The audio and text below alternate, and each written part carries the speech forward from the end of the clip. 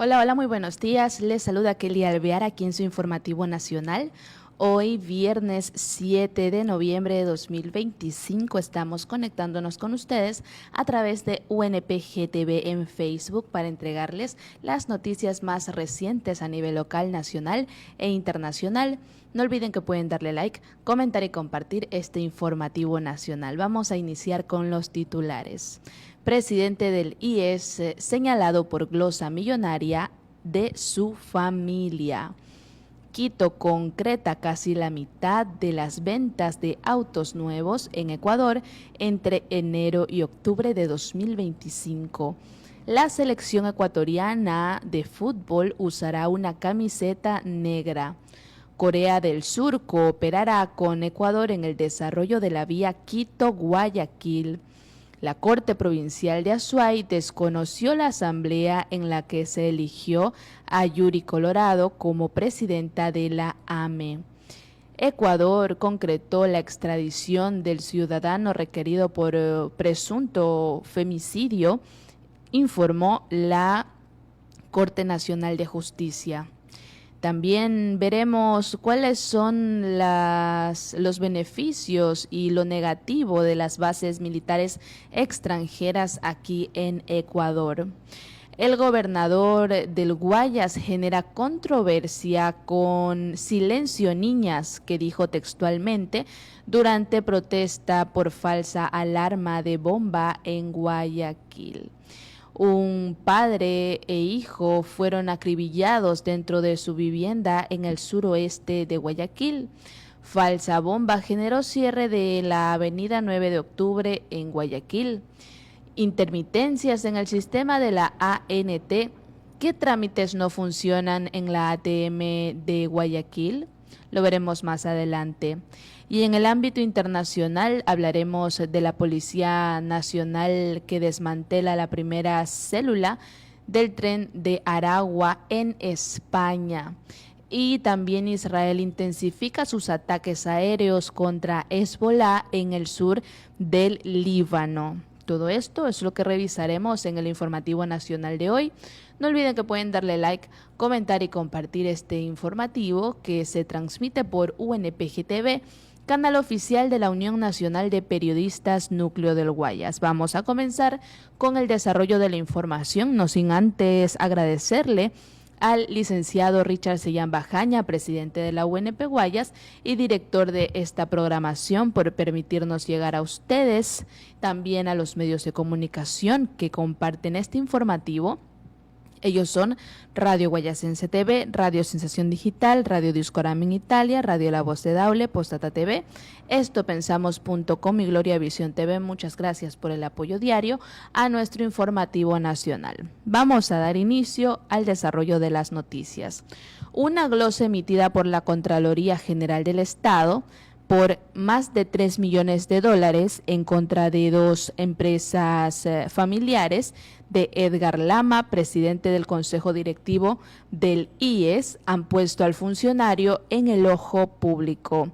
En la resolución emitida por la Contraloría General del Estado, CGE, el 21 de abril de 2025, se confirmó la responsabilidad civil culposa glosa en contra de 6 funcionarios del IES y 2 empresas, Teotón Servicios Salud SAS y Servicios Hospitalarios SA, Albo Teotón, que habrían recibido pagos de más de 2 millones de dólares y más de 1 millón de dólares respectivamente, los cuales no fueron justificados adecuadamente. Las dos empresas, según expuso el asambleísta Héctor Rodríguez de Revolución Ciudadana, basado en certificados de la Superintendencia de Compañías, pertenecen a Edgar José Lama Bong Botchwell, padre actual del presidente del IES. En la ratificación de la glosa emitida por la CGE, se confirma que Edgar José Lama Bong Botchwell, como representante de la empresa de servicios hospitalarios S.A., se intentó justificar sin éxito los pagos realizados por el IES. Según la primera auditoría realizada por la Contraloría General del Estado, CGE, el periodo el periodo comprendido entre el 1 de enero de 2016 y el 31 de diciembre de 2020, a las 2 empresas se les pagó más de $3 millones sin haber contado con documentación de soporte de las prestaciones médicas que se ofrecieron a los usuarios del IES. Pese a que se solicitó subsanar la falta de documentación, en un segundo análisis que se hizo al contrato por parte de la misma Contraloría General del Estado, se determinó que se realizaron los pagos sin que se justifique la absolución de las objeciones realizadas. Las empresas incluso ingresaron para que se les realice el pago trámites devueltos por objeciones de los años 2013 al 2016, que fueron reexpedidos en una primera auditoría. Además, en la auditoría se determinó que en varios casos faltaban declaraciones juradas de los representantes de las empresas. Se detectaron diferencias entre las carteras de servicios dados por los prestadores y las descritas en los contratos, y se encontraron informes técnicos de acreditación incompletos o ausentes. La respuesta del AMA está aquí. Sin negar que los pagos a las empresas de su familia se realizaron sin contar con los soportes administrativos originales exigidos en la norma, Edgar Lama responsabilizó de lo sucedido a los deficientes sistemas de archivo y control que el instituto mantenía en aquel entonces. Es fundamental precisar que las prestaciones, si se realizaron, fueron reconocidas, dice él textualmente, y pagadas por el IES. Lo que no existía 12 años después eran los soportes administrativos originales, afirmó el señor Lama. En la primera auditoría de la Contraloría General del Estado se confirmó que efectivamente no se encontraron expedientes físicos de derivaciones entre abril y diciembre de 2020 o que estaban deteriorados debido a las malas condiciones de almacenamiento y a la pandemia de COVID-19, lo que imposibilitó el control externo por parte del equipo auditor. Según el actual presidente del IES, la información sobre este caso ha sido tergiversada por actores políticos que buscan manchar su nombre y afectar al gobierno en medio de la campaña electoral para la próxima consulta popular y el referéndum. Cuéntenme ustedes en los comentarios qué opinan acerca de esta información que acabamos de desarrollar. Los estaré leyendo en los comentarios. Seguimos. Esta primera noticia la leímos del mercurio.com.es. La siguiente es de La Hora.com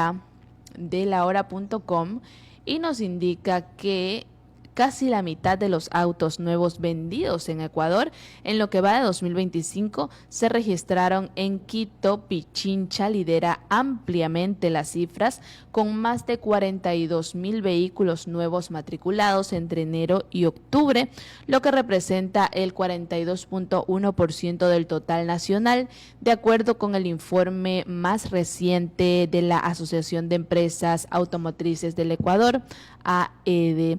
El segundo puesto lo ocupa Guayas con más de 28,000 unidades vendidas, muy por debajo de la capital. El top 6 de las provincias con más ventas entre enero y octubre de 2025 se cierra con Azuay, con más de 9,000 unidades, Tungurahua con más de 6,000, Manabí con más de 3,000 e Imbabura con más de 2,000 unidades vendidas. A escala nacional, el sector acumula más de 100,000 unidades vendidas en los primeros 10 meses del año, lo que equivale a un crecimiento del 10.1% respecto al mismo periodo de 2024. Este repunte refleja una recuperación sostenida del consumo de la confianza del comprador también, tras un 2024 golpeado por los apagones y la desaceleración económica.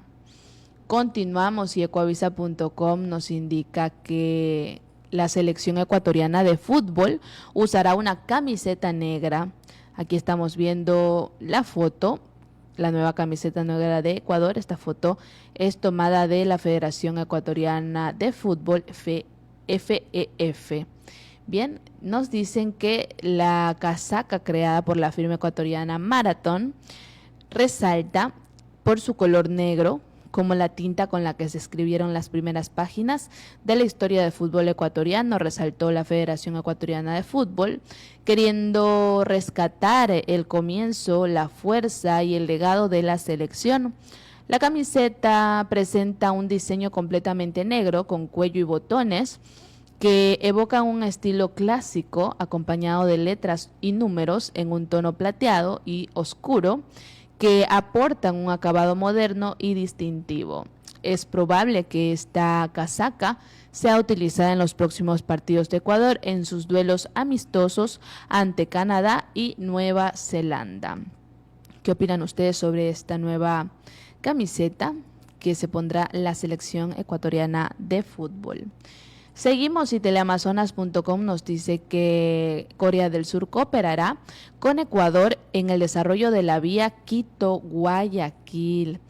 Corea del Sur cooperará con Ecuador en el desarrollo y gestión de la vía Quito-Guayaquil. La nación asiática firmó un memorando de entendimiento con el país el jueves 6 de noviembre de 2025. El documento se suscribió con la presencia del ministro de Infraestructura y Transporte, Roberto Luque, y el vicepresidente de Korea Expressway Corporation, KEC, Chan Soo-rim. Durante el evento se presentaron los estudios de prefactibilidad del corredor vial Cuenca-Guayaquil a cargo del equipo consultor Jong-Soo Kim Doha y Korean Expressway Corporation, KS por sus siglas.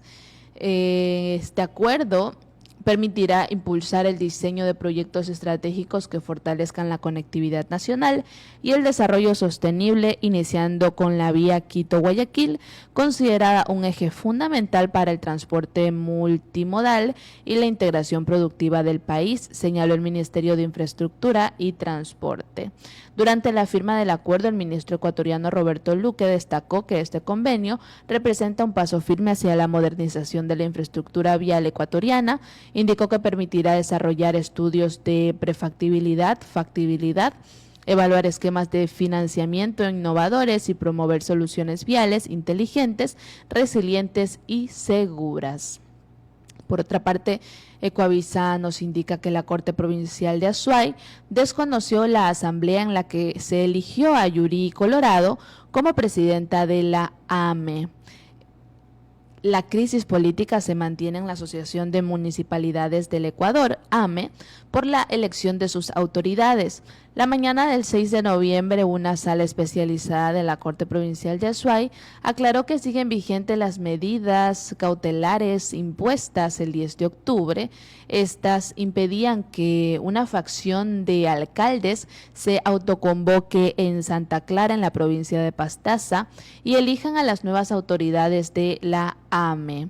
El alcalde de ese cantón, Rómulo Castro, apeló y pidió que se revoque la medida, pero su pedido fue rechazado por la Corte, que insistió en que las medidas cautelares emitidas no han dejado de estar vigentes y que la autoconvocatoria ha sido suspendida desde el 10 de octubre de 2025 a las 15:13. 5 días después de que las medidas cautelares fueron dictadas, un grupo de alcaldes se trasladó al cantón Carlos Julio Arosemena, Tola, en Napo, y allí designaron a Yuri Colorado como presidenta de la AME. Hicieron caso omiso a la decisión judicial de primera instancia que prohibía cualquier convocatoria que se realice antes del 18 de octubre. Fecha en la que Patricio Maldonado, en su calidad de presidente de la AME, convocó al comité ejecutivo para elegir la nueva directiva. Yuri Colorado despacha desde la presidencia del edificio de la Asociación de Municipalidades del Ecuador en Quito y tiene las claves del Banco Central para administrar los recursos de la AME, que suman $8 millones. En la resolución emitida este jueves, la Sala Especializada de la Corte Provincial de la Azuay también resolvió prohibir cualquier convocatoria alterna a la generada por el Comité Ejecutivo, liderado por Patricio Maldonado. Además, ordenó la publicación de un extracto de este fallo en la página oficial de la AME, y en medios de comunicación masivos y plataformas digitales para evitar confusiones. Yuri Colorado no se ha pronunciado sobre esta sentencia y se prevé que Patricio Maldonado lo haga en las próximas horas.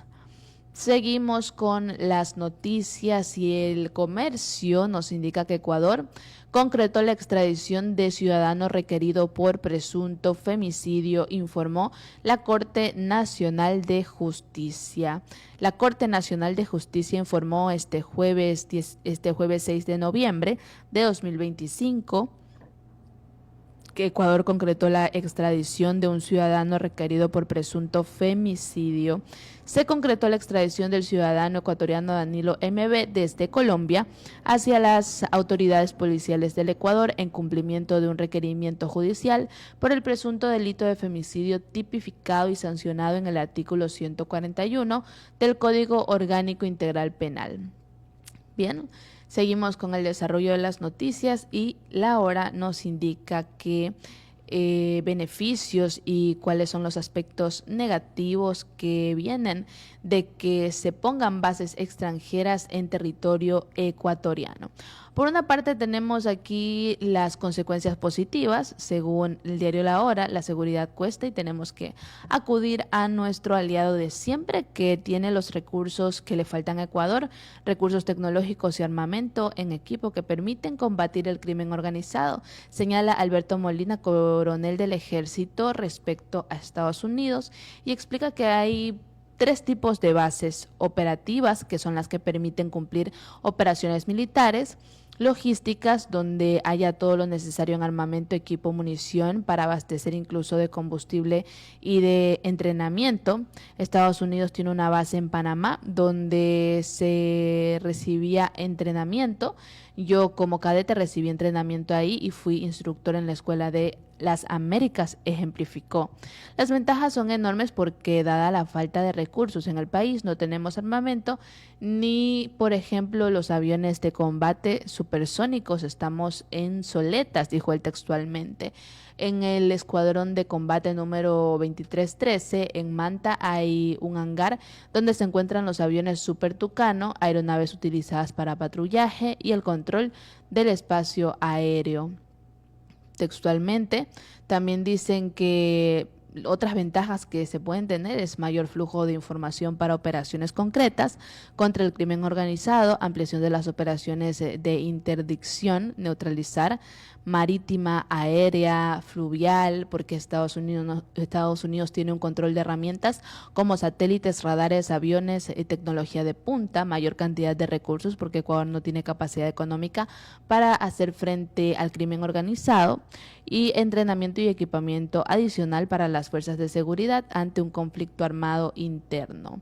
Y en cuanto a las consecuencias negativas, Pazmiño menciona que poner una base militar extranjera también puede acarrear efectos negativos como el riesgo de una pérdida de autonomía de decisión en inteligencia, porque si todo eso se maneja dentro de Estados Unidos, desde allá nos pueden enviar lo que les interese, dependencia tecnológica de plataformas también y software norteamericanos, riesgo de politización y uso selectivo de información de los bancos de datos. Pero Leonardo Jaramillo, experto en seguridad, explica que las consecuencias dependen del motivo específico por el cual se establezca la base militar extranjera. No todas las bases militares extranjeras funcionan de igual manera en países extranjeros. La base de Manta fue para monitoreo marítimo y rutas del narcotráfico. No permitía que agentes de Estados Unidos realicen operaciones militares en el territorio ecuatoriano. En ese sentido, puntualiza que tampoco podemos decir que la instalación de bases extranjeras automáticamente representaría una mejora en términos de seguridad ciudadana o la seguridad nacional específicamente, porque mucho depende de cómo o de cuáles sean los criterios para establecer esas bases. Pazmiño subraya que cualquier acuerdo que se firme con cualquier país tiene que ser sobre la base de una visión. Textualmente dijo, nuestro país tiene que sacar provecho de esa relación bajo condiciones de transparencia y equidad. Bien, esta es la situación. Cuéntenme en los comentarios si ustedes están de acuerdo con que se instalen bases extranjeras en territorio ecuatoriano. Seguimos con el desarrollo de la información. No olviden que pueden darle like, comentar y compartir este informativo. Por otra parte, confirmado.net nos dice que el gobernador del Guayas genera controversia con Silencio Niñas, que dijo textualmente durante una protesta por falsa alarma en Guayaquil. Un tenso momento vivió en una rueda de prensa convocada por el gobernador del Guayas, Humberto Plaza, en medio de la paralización del tráfico en la icónica avenida 9 de octubre, debido a una falsa alarma de bomba. Mientras el funcionario intentaba informar sobre la situación, el público presente, compuesto mayoritariamente por ciudadanos frustrados por el caos vial, comenzó a corear consignas contra el presidente Daniel Noboa. Fuera Noboa, fuera, textualmente decían. En un intento por restaurar el orden, el gobernador exclamó "Silencio niñas", una frase que rápidamente desató una ola de críticas en redes sociales por su tono condescendiente y sexista. El incidente ocurrió cuando las autoridades evacuaron el sector central de la ciudad tras una alerta anónima que resultó ser falsa, según confirmaron fuentes policiales. El cierre de la avenida, una de las principales arterias de Guayaquil, generó atascos masivos y afectó a miles de conductores y peatones. Seguimos y también tenemos aquí un reporte de ecuavisa.com que nos dice que un padre e hijo fueron acribillados dentro de su vivienda en el suroeste de Guayaquil. Ecuavisa.com nos trae la información. El doble crimen de un padre y su hijo ocurrió dentro de esta casa, en las calles 34 y Capitán Nájera, en el suroeste de Guayaquil. Según el coronel Carlos Fuertes, jefe del distrito Portete, eran las 4 de la madrugada de ayer cuando sicarios que vestían prendas similares a las usadas por la policía irrumpieron en la vivienda fuertemente armados. Intentan ingresar al inmueble, utilizan también un objeto contundente, específicamente un combo, abren la puerta y les ubican a las víctimas. Perdieron la vida 2 personas, un ciudadano de 25 años de edad y otro ciudadano de 60 años de edad, y también se encuentra una persona herida con 2 impactos de arma de fuego. Según el uniformado, las víctimas registraban antecedentes penales y estaban vinculadas con el grupo de delincuencia organizada Los Águilas. Tras el hecho, los uniformados realizaron un operativo para dar con los responsables, que se movilizaban en un auto gris. Realizando una verificación de las cámaras, se pudo identificar el inmueble por donde se fugaron. Es así que en el sector de Chongón se pudo apreender el vehículo con uno de los ocupantes, en este caso el conductor. En el vehículo retenido, los agentes encontraron manchas de sangre. También se podía indicar de que hay varias municiones percutidas en el lugar. Posiblemente se dio un enfrentamiento también, porque en el vehículo el cual se lo aprehendió, había en el interior máculas de sangre. Según las investigaciones, estos crímenes están relacionados con otro doble asesinato reportado la noche del miércoles en las calles Sucre y La Décima. En aquel ataque, 2 hombres fueron acribillados en los exteriores de una casa. El coronel Fuertes detalló que se trata de una pugna de territorio entre las Águilas y los Freddy Krueger. Continuamos con las noticias y por otra parte el diario.es nos dice que existen intermitencias en el sistema de la ANT. Aquí tenemos que la Autoridad de Tránsito y Movilidad ATM de Guayaquil activó protocolos de contingencia este 6 de noviembre ante intermitencias masivas en el sistema informático de la Agencia Nacional de Tránsito ANT. Conductores reportaron demoras y suspensiones en servicios esenciales, lo que generó caos dentro de los centros de atención y afectó a miles de usuarios. Expertos en movilidad urbana alertan que estas fallas repetidas exponen vulnerabilidades crónicas en la infraestructura digital nacional. La ATM detalló que solo 5 trámites permanecen operativos en los centros de revisión técnica particular, CRTB, como el duplicado de placas, canje de placas de papel por plásticas provisionales, también prechequeo vehicular, transferencia de dominio, solo recepción de documentos y la revisión técnica vehicular exclusiva con turno agendado. Finalmente, en el ámbito internacional, la Policía Nacional desmantela la primera célula del Tren de Aragua en España. Agentes de la Policía Nacional han detenido a 13 presuntos integrantes de una célula del Tren de Aragua en España. Los arrestos se produjeron en Barcelona, 8 arrestos, en Madrid 2, en Gerona 1, en Coruña 1 y en Valencia 1. En paralelo se llevaron a cabo 5 registros en domicilios de Barcelona, Madrid, Gerona y Coruña, donde se incautaron drogas sintéticas, cocaína, una plantación de marihuana interior y 2 laboratorios de TUSI. Seguimos y finalmente Israel intensifica sus ataques aéreos contra Hezbollah en el sur del Líbano. El ejército israelí atacó el jueves varias ciudades del sur del Líbano, horas después de que el grupo militante Hezbollah instara al gobierno libanés a no entablar negociaciones con Israel sobre el desarme del grupo. Según el portavoz árabe del ejército israelí, Avichai Adrae, los residentes de varias ciudades de la costa mediterránea y cercanas a la frontera entre Líbano e Israel fueron advertidos con antelación para que mantuvieran a distancia de los edificios residenciales que Israel tenía como objetivo, añadiendo que eran utilizados por Hezbollah.